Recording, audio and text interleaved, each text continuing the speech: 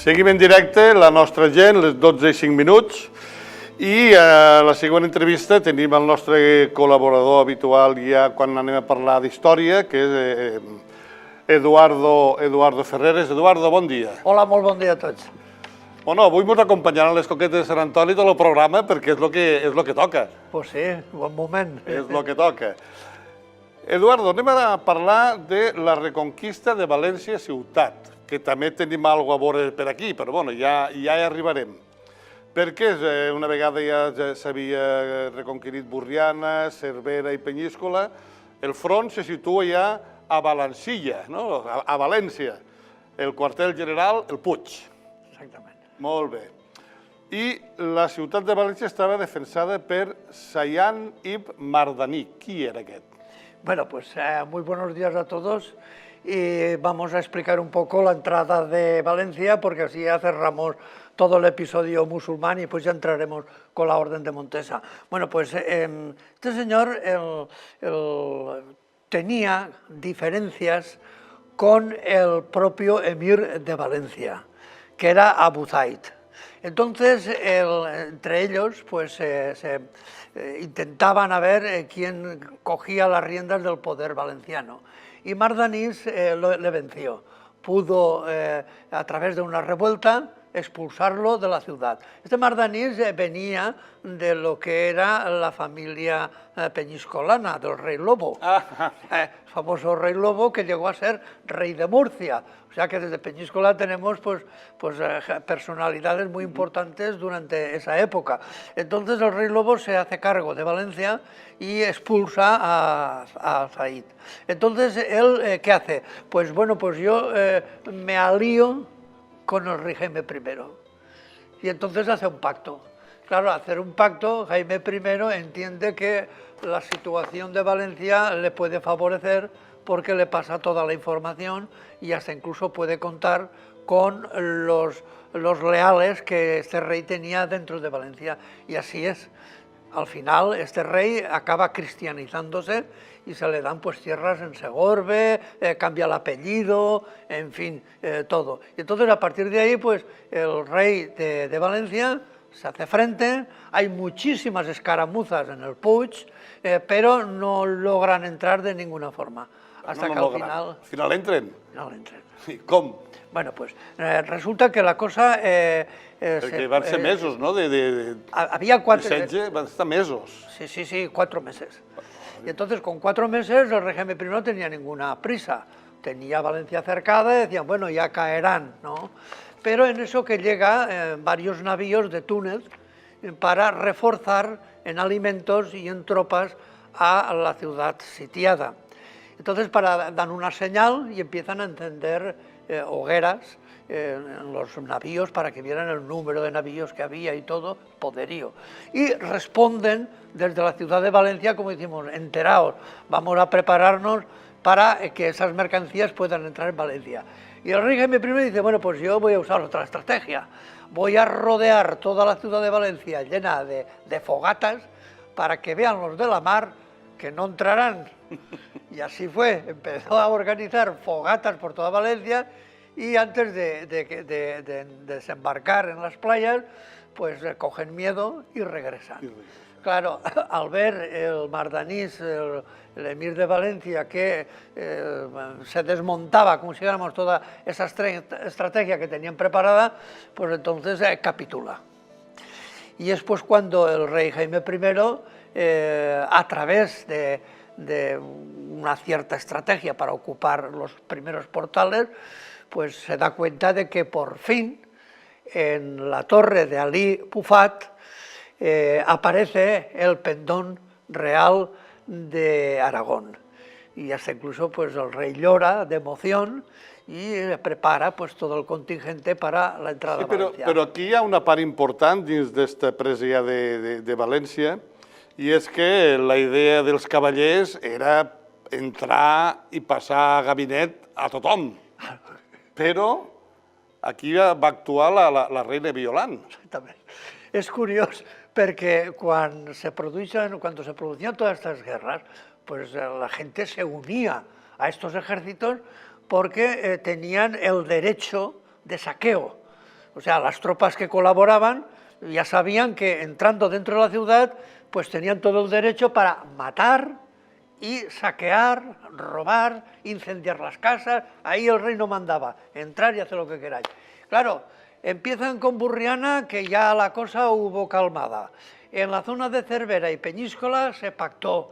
Y claro, llegaba a Valencia y después de las escaramuzas del Puig, pues bueno, estaban que no los podían contener, que tenían ganas de entrar a Degüelle. Y la reina dijo, no, vamos a hacer aquí una barbaridad porque aquí hay muchísima gente, hay que pactar. Y entonces pactan. Y de ese pacto dice la historia que salen 50.000 valencianos hacia Sueca. Me parece una cantidad muy elevada para aquella época. Pero bueno, da igual, 20, 30, que 40, lo que sea, es que con los pactos se facilitaba a los musulmanes que quisieran abandonar la ciudad, la podrían abandonar. Y entonces pues se les permitían las mezquitas, las leyes, que de fet, todo. aquí la reina Violant va ser la magnànima. Exacto, y además era una posición muy inteligente, porque a partir de ese momento las contribuciones, digamos, que se cobraban los musulmanes, ya los cobraban los cristianos. Si tú entras a saqueo y los matas a todos, dejas la ciudad yerma, y abandonada, sin impuestos, sin comercio, sin mercadería, sin nada, y és un desastre. Però aquí, Eduardo, vale, molt bé, ja hem reconquerit València. Perfecte. I com queda el Maestrat?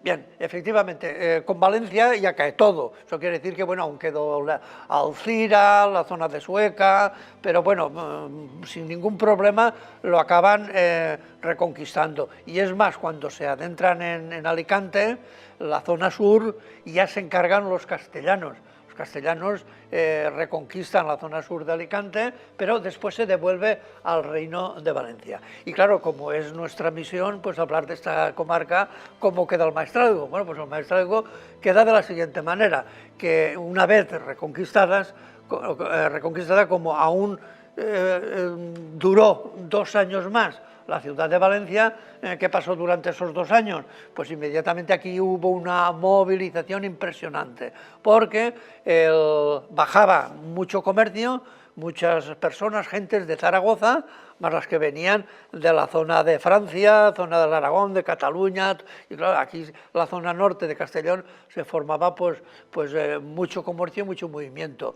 ¿Qué ocurre? Pues que muchos caballeros que eran aragoneses, de la zona de Cataluña, franceses, ayudaron a Jaime I a reconquistar Mallorca.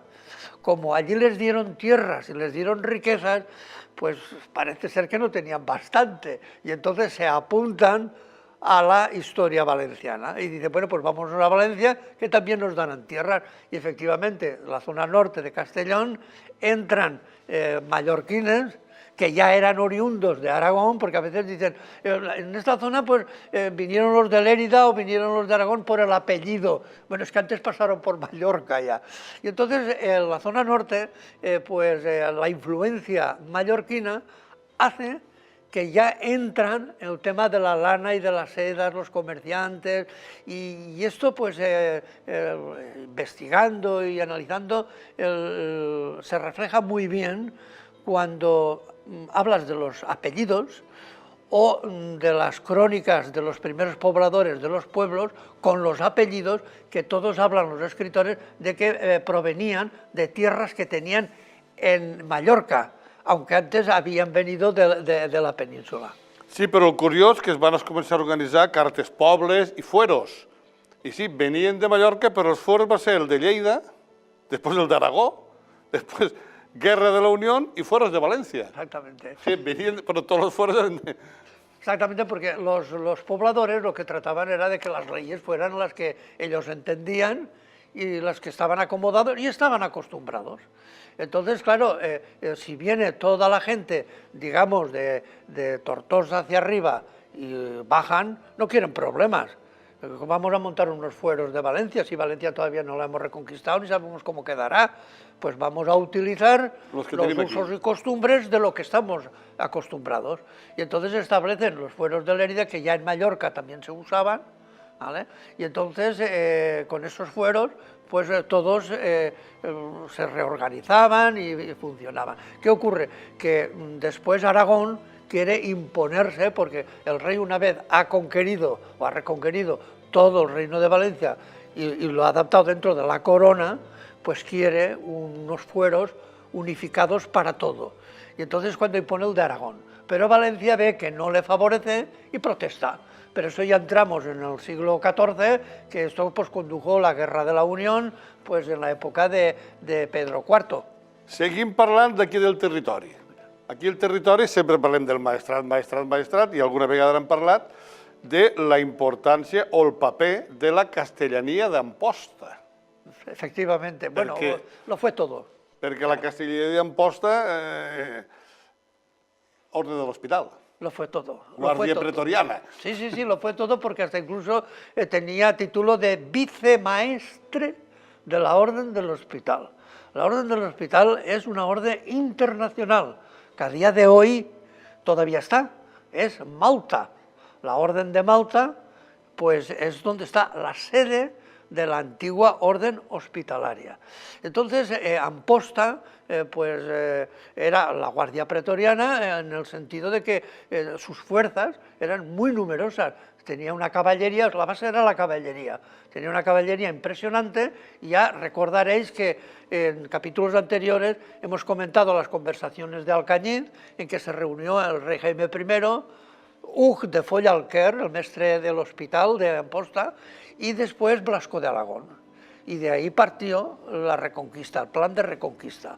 Entonces, claro, la orden del hospital, desde Peñíscola, ya cuando ya la conquirieron, Cervera del Maestre la dieron a los hospitalarios, toda la comarca del Maestrazgo. Sí, va agarrar la força dels hospitalaris perquè els templaris estaven perseguits per tot arreu. Exactamente, muy bien. Los templarios estaban en decadencia porque en Francia los habían declarado herejes y solo les respetaban en la corona de Aragón porque normal Jaime I se educó con los templarios. ¿Y cómo fue que se educó con los templarios y no con sus padres? Pues porque a su padre lo mataron en la batalla de Muret, que ya lo hemos comentado cuando comentamos lo de los cátaros, y entonces Simón de Montfort, que era el general que llevaba a término la cruzada albigense, lo cogió prisionero a Jaime I, que tenía 7 u 8 años, y a su madre, y estuvieron recluidos en Montpellier. Y después fueron los templarios que lo recogieron y se lo llevaron a Monzón para educarlo. Claro, el rey cuando ya tomó posesión de su reinado, pues los templarios siempre los tenía alrededor, pero muy poquitos, porque no había más. Y entonces la fuerza pretoriana que decimos eran los hospitalarios, y prueba de ello es de que cuando llegan a Valencia, y entran sin ningún problema, y eran los que mandaban, al margen de varones, condes, marqueses, gente voluntaria de toda Europa que acudió a esta reconquista, ellos eran los que controlaban y marcaban las estrategias. Pues lo primero que hacen al llegar a Valencia es construir una iglesia. O sea que en Valencia hay una iglesia preciosa, con un gótico extraordinario, que es la iglesia del hospital. Y entonces esta iglesia la construyeron los caballeros del hospital. Quan parlem del maestrat, i parlàvem abans que la majoria que van vindre a repoblar eren de Mallorca i també Aragó, i quan incluïm Aragó incluïm terres de Lleida i Tarragona, no? Perquè Catalunya en aquell moment no existia. Però també és ben cert que van arribar gent de tota Europa, perquè per repoblar aquí estem parlant d'anglesos, normandos, borgonyeses, germans. ¿Por qué toda esta gente va a venir cap aquí? Bueno, pues cuando se convocaba una movida de este tipo, pues inmediatamente la gente pues que no tenía oficio, pues había tenido una desgracia económica, pues se alistaba.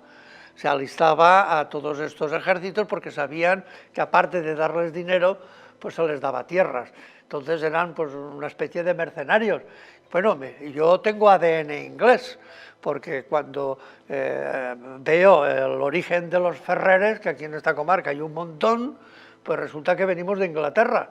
Precisamente un caballero inglés que quiso ayudar a Jaime I en la Reconquista. Y a partir de ahí, pues bueno, historias hay un montón. Entonces hay muchos apellidos que da la sensación que pueden ser pues de la zona de Cataluña, de la zona de Aragón, de Huesca, de Francia, y sin embargo pues vienen. Aquí hay constancia de que de la Lombardía, borgoñeses, alemanes, de la zona de Alemania, hasta incluso llegaban de la zona de Ucrania y de Polonia. O sea, cualquiera que se enteraba que había aquí una movida, pues se venían. Aquí. Y más porque dentro de esta movida estaba la Iglesia Católica. Porque claro, la Iglesia Católica siempre lo utilizaba como el enemigo, es el musulmán, que es enemigo de una religión, son dos religiones distintas, pues aquí se montaban las cruzadas. Y uno pensaba, pues yo no me voy a luchar, si vivo, gano tierras, pero si muero, gano el cielo. Porque como es una cruzada, pues Dios me abrirá las puertas de par en par y no hay ningún problema. A la majoria dels historiadors vos agrada la polèmica. Disfruteu de la polèmica. I així, no sé si és que ho feu perquè sí o perquè... Perquè tu dius que, clar, Catalunya no existia en aquella època. Tampoc existia València, o sigui, el que és la comunitat com a tal. Per què se sol utilitzar el terme corona catalano-aragonesa segons la teva versió? Bueno, no es que sea mi versión. Es decir, yo me limito a leer.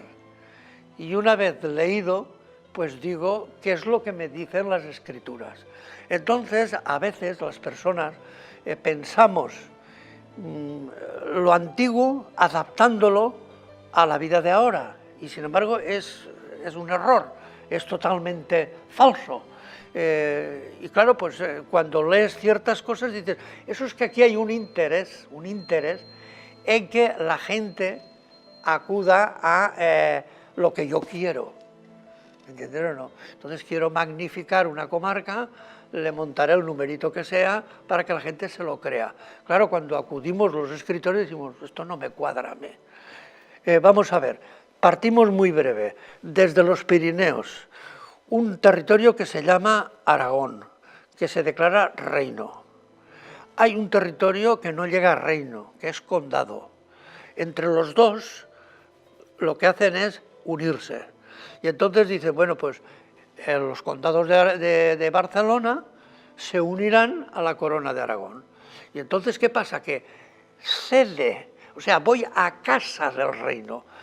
Pertenezco al reino de Aragón y soy vasallo del reino de Aragón. El reino de Aragón es el que manda y es el que marca la pauta. Entonces, cuando hay corona, se habla de la corona de más categoría, la de un reino. Bueno, ¿y no tenía corona los condados de Cataluña? Cataluña, sí, la corona del conde. Claro, cuando en la medida que el rey de Aragón, con su estandarte, los 4 palos de gules sobre campo de oro, ¿vale?, que es la señal de Aragón, no la de Cataluña, o mejor dicho, Cataluña tiene la señal de Aragón, que no es lo mismo. Entonces, una vez se va avanzando y se forma la corona de Aragón, la corona de Aragón es solo corona real. Y nunca se puede decir corona catalano-aragonesa, porque esa corona no ha sido nunca catalana, en principio porque en aquella época eran territorios condales y Lérida y Tarragona pues eran marquesados de gente noble, pero que estaban más unidos a Aragón que no al condado de Barcelona. Lo que ocurre es que con el tiempo pues las políticas lo que hacen es estructurar y reorganizarse. Y ya en la época de Fernando el Católico, ya es cuando organizaron el territorio y dijeron, bueno, además de Cataluña, y además del Condado de Barcelona, incluiremos Tarragona y Lérida. ¿Esto fue con Jaime? Fernando II. Fernando II. En la época de Juan II, vale. Cuando la guerra, la primera sublevación, digamos, catalana, ¿no? Entonces, aunque ganaron los realistas, aunque ganó el rey, pues sí que fue benévolo con esta zona y le dio a los condados como un título administrativo como si fuese reino, es decir, que pudiesen aprovechar una Generalitat, porque eso solo lo tenían los reinos. La Generalitat de Mallorca, la Generalitat de Valencia, pero Cataluña, o sea, la zona que quedó como Cataluña, pues era dependiente de Aragón, pero dijo, bueno, pues una zona rica, económica, pues voy a darle el mismo tratamiento. Es cuando constituyen el Principado ya de Cataluña. Pero, hombre, aquí hay escritos que hablan de Cataluña en el siglo XII, sí, pero eso es como si yo dijera el Levante. Hay libros que hablan del Levante, pero oficialmente el Levante no significa nada, ¿comprenden o no? Y entonces, ¿por qué se llamaba Cataluña ya en el siglo XI y XII? Porque eso significaba tierra de castillos. O sea, en los carolingios al castillo le llamaban Catalón. Y entonces en la marca hispánica se hicieron muchos castillos. Para intentar que las hordas musulmanas no irrumpieran hacia arriba. Entonces era una zona de Cataluña, pero no era oficial. Claro, después al oficializar esos territorios, cuando dicen, pues, no se nos acomoda más la palabra Cataluña, pues la acomodamos. Aquí, Eduardo, anem ja poquet a poquet de cara al final, vam passar del reine d'Aragó a la corona d'Aragó. ¿Quién componía la corona de Aragón? Sí, en principio tenía que ser reino de Aragón. Aragón es el que reconquista las tierras y las adapta a su reino. Por lo tanto, sería correcto que se llamara reino. Pero, ¿qué ocurre? Que el rey teme que al tener varios hijos, después se pelearían entre ellos por el reino y se acabaría siendo pues todo pues un fiasco, ¿no? ¿Qué hace? Pues voy a instituir como un Estado federal. Es decir, voy a hacer una corona. Y en la corona será como un paraguas que dentro se protegerán los reinos. Y entonces declaro a Valencia como reino, declaro a Mallorca como reino, después reconquista, o sea, conquista Nápoles, o adquieren Nápoles, también forma parte de la corona, Sicilia como reino forma parte, y por eso cuando ves el título de los reyes, dice Rey de Aragón como territorio, ¿vale? O sea que existe el reino de Aragón como territorio. Rey de Valencia, de Mallorca, de Nápoles, de Sicilia y conde de Barcelona. Y con eso eran los títulos que tenía el rey de la corona. Entonces se da la casualidad que la corona y el reino de Aragón tienen el mismo nombre, pero cuando se habla hay que tener muy en cuenta cuando hablas como rey de Aragón, reino de Aragón, o como hablas como corona de Aragón. La corona es todo, pero el reino de Aragón solo es el territorio que conocemos hoy en dia de Aragón. I llavors podem dir, a nivell del moment en què parlem, que aquí ve la diferència de parla entre la gent de Lleida i Tarragona, que parlem bastant igual, perdó, i la gent de Barcelona i Girona, que tienen dos maneras de hablar diferentes, ¿no? Exactamente. Ya antes hemos comentado en capítulos anteriores, cuando hablábamos de la lengua, que parte una lengua única desde Alicante, con los contestanos, edetanos y lercabones de la zona del Maestrazgo hasta Tortosa. Tortosa era la capital de la Ilercabonia, después los ilerguetes, era todo un territorio que formaba como una lengua hasta Occitania. Pero se quedaba a un lado los condados de Cataluña, y estos tenían más influencia con la Provenza. Y claro, tenían una influencia de un léxico más tosco, más duro, es decir, el tarragonés o el lleidatà pues, son unas lenguas dulces, suabonas, que no tienen nada que ver con la agresividad del catalán. Claro, si después, por ejemplo, se constituye, se llega a un acuerdo de unificar todas estas tierras, llamándose el territorio Cataluña, pues la lengua es lógico que como la ciudad predominante es Barcelona, pues entonces se marca todo como arreglo a como hablaban en Barcelona. Si, por ejemplo, la capital de Cataluña hubiera sido Ulldecona, pues se supone... Tots parlarien faldut. Bueno, però la manera de parlar de Lleida i Tarragona ahí continua. Perquè ja tu vas a Barcelona i parles, com parlem aquí, que ets de Lleida o de Tarragona? Sí, que está muy clara esta diferenciación. Exacto, por eso a veces un detalle, cuando a veces me dicen, es que estos catalanes al final nos impondrán la lengua, digo, uy, es muy complicado. Es muy complicado, porque la lengua que hablamos nosotros... Un el que ha de fer és defensar la seva parla. Claro. Una cosa és la gramàtica oficial, però l'altra és el teu parlar de tota la vida, del teu poble, del teu terreny, i això porque ahora, fíjate, tú que eres catalán, yo que soy valenciano, a mí me dicen, no es que tenemos que unificar la lengua, y digo, me parece estupendo. Ah, ¿tú estás de acuerdo? Sí. Lo que no estoy de acuerdo es que a mí me impongan la lengua de Ulldecona, es decir, ¿vale o no? Yo quiero la lengua de mi pueblo. Ni siquiera la de Cáliz o la de Cher, no, la de San Mateo. De San Mateo, hombre, ¿Vale o no? San Mateo, hombre, que San Mateo... Claro, porque entonces, ¿qué ocurre? Que si yo me tengo que adaptar a las lenguas que me impone la administración, las lenguas de mi casa, de mi patria chica, se perden. Se pierden. Arribem ja de cara al final, perquè després de totes conquestes, reconquestes, unions, reunions, dir-li com vulguem, arriba la part important del maestrat, que la part important del maestrat és el comerç, perquè sempre que hem parlat del maestrat, ja des de l'època dels càtars, sempre estem parlant del comerç, aquesta terra d'aquí, per la seva situació estratègica, el comerç, molt bé. Com neix este comerç del maestrat, que si molt mirem en perspectiva de temps, a Itàlia, a Mallorca, cap a Castella, cap al nord, cap al sud, explica'm una miqueta com se monta tot este tinglado comercial. Pues bueno, eso es muy antiguo, ya es desde que aparecen prácticamente los primeros pobladores en esta zona, porque esto es una zona estratégica. Entonces, la zona estratégica dentro de la territorialidad de España, o la Hispania antigua, era que el interior, toda la zona de Zaragoza, necesitaba llegar al mar. Y entonces hacía una ruta que después los romanos la denominaron la Caesar Augusta, y coincidía con otra ruta que era la Vía Augusta. Claro, esas vías hacen que afluyan los mercaderes, los negociantes, y claro, ha sido imparable siempre.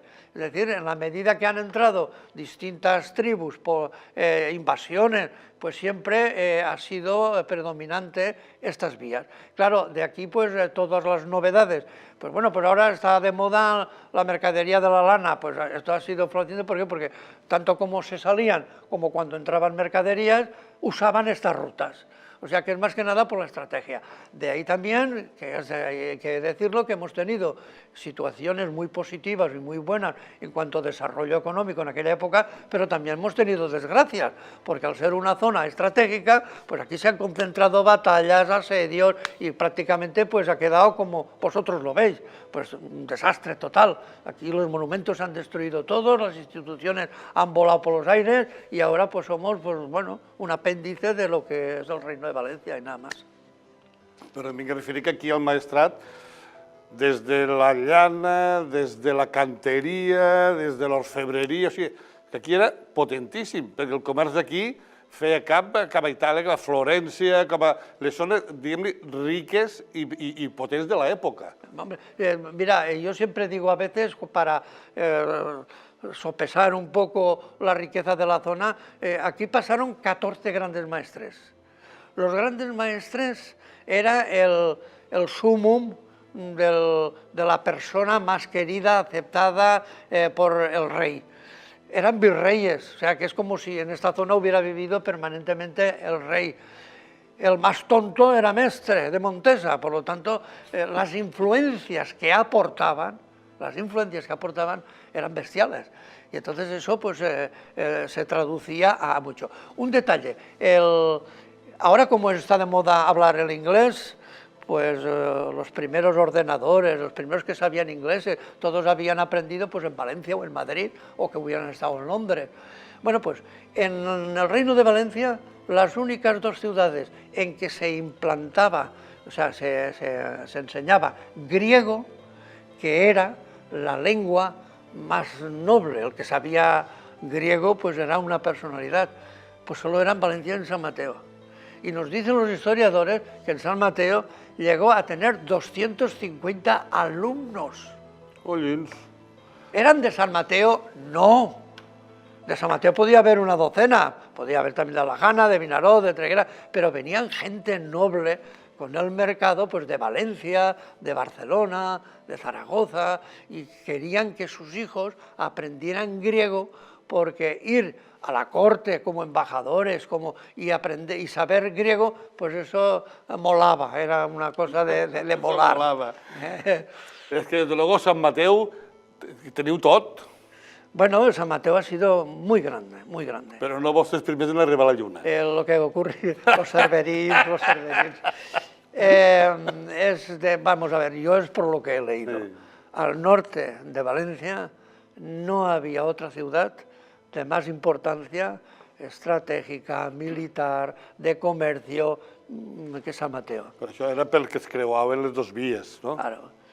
Era el Además, centre. vamos a ver, los grandes maestres, como el reino estaba en Valencia, que estaba o en Zaragoza o en Barcelona, que es donde había más, la corte de Valencia se usaba muy poco. Entonces, cuando no está el rey, aparece el título de virreinato. Y todos los grandes maestres de Montesa tenían título de virrey. O sea que el rey de Valencia prácticamente estaba en el maestrazgo. I ja per acabar definitivament, ja aquí diem que aquí ja tanquem ja el que és les cortes del reino i les influències de la comarca, perquè ja a partir d'una vegada entrat el segle XIV, el que era l'ordre de l'hospital, que és qui controlava i dominava, ja va deixar pas a l'ordre 100% valenciana, que és l'ordre de Montesa i de Sant Jorge de Alfama, que és en la que entrarem a partir del pròxim... Sí, eso fue una estrategia muy buena por parte del rey Jaime II de Valencia, que era el nieto de Jaime I. Entonces él se dio cuenta que Castilla invadía continuamente el sur de Valencia. ¿Qué hizo? Pues que me vienen calatravos, me vienen de órdenes internacionales, y yo no tengo ninguna orden. Creen más al rey de Castilla que al rey de la corona de Aragón, y yo necesito una orden valenciana. Y es cuando intenta formar la orden de Montesa, que al final lo consigue, y eso hablaremos pues, a partir del próximo día. Eduardo Ferreres, moltes gràcies com sempre. Muchas gracias a vosotros y gracias pues, a todos los telespectadores.